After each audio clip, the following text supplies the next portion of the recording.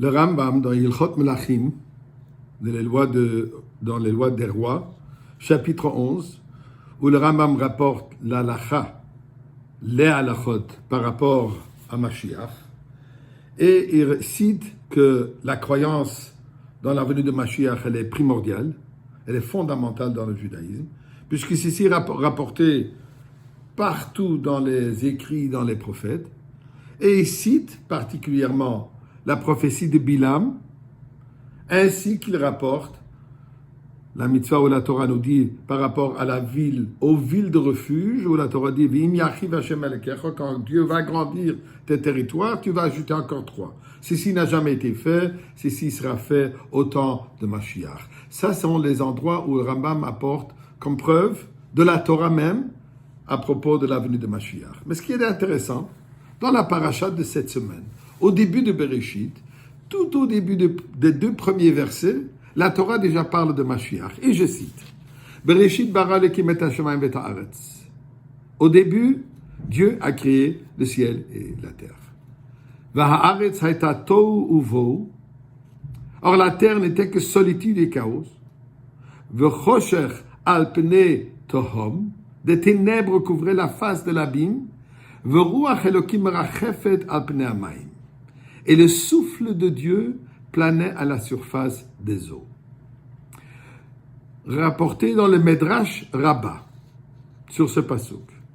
Rabbi Shimon ben Lakish, il explique ce pasuk de la manière suivante.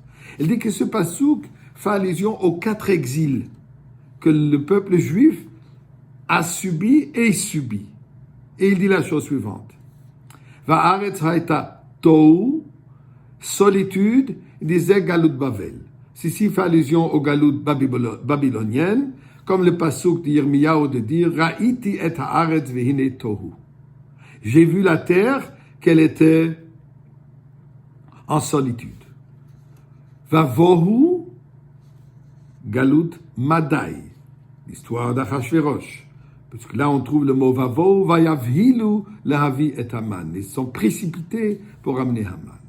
Choshech, l'obscurité, ici c'est le galout de Yavan, assyrien, grec, au temps de Hashmonaïm, l'histoire de Hanouka. Pourquoi? Il dit She'echshika enem shel Israël bigzerotehen. Eux voulaient amener de l'émancipation, la lumière, en réalité ils ont amené de l'obscurité. Quand ils ont demandé, chas v'shalom, de renoncer à l'existence absolue et la pureté absolue de la Torah.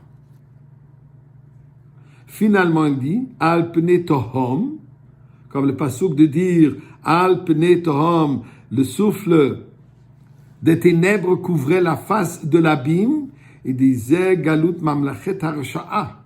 Ça, c'est le Galut présent d'Edom dans laquelle nous nous trouvons, she'elem cheker k'mo tohom, qui n'a pas de fin, qui paraît qu'il n'a pas de fin. Afarashaim ken, ainsi les Reshaim aussi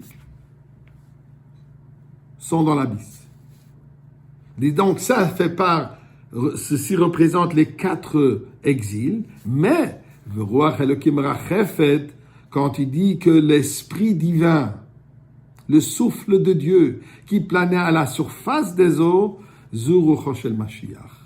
Si on parle du souffle, on parle de l'esprit divin de Mashiach. Comme il est pas sourd de dire, Venacha alav ruach Hashem. Et sur lui, sur Mashiach, reposera l'esprit du Seigneur. Donc, nous trouvons ici les médrages de dire que déjà dès le début de la création, au premier, deuxième pasuk, je devrais dire, de la Torah, Dieu déjà fait allusion au galout, à l'exil, ainsi que à l'exode, la venue de Mashiach. Question qu'on peut poser, pourquoi est-ce que la Torah commence tout de suite en nous racontant de la souffrance? Que la Torah de nous dire que pendant 5780 ans, jusqu'au début de l'année 5781, Aren ou Plaot Aren, on devra attendre la Géoula. Pourquoi est-ce que la Torah nous décourage de cette manière? Mais la réponse, elle est la suivante. La Torah nous dit dès le début que nous avons une mission. Nous sommes là pour une mission. Et la mission, c'est quoi? cet esprit divin qui plane à la surface des eaux, notre mission est de l'amener à l'intérieur de ce monde. Pas que ceci se trouve au-delà du monde, au-delà de l'eau, mais au contraire, que ceci descend, que ceci s'implique, que ceci se dévoile dans le monde entier. Et là, la Rachla que je veux dire, et avec quel mérite on l'aura? Avec quelle route on aura pour que la Géoula s'avère? Il dit, la teshuva qui est comparée à l'eau et rapporte le pasuk de Echa, Shifri Kamaim Liber, je verse mon cœur comme de l'eau. Et c'est ici ce que le Rambam termine, conclut avec le fameux verset,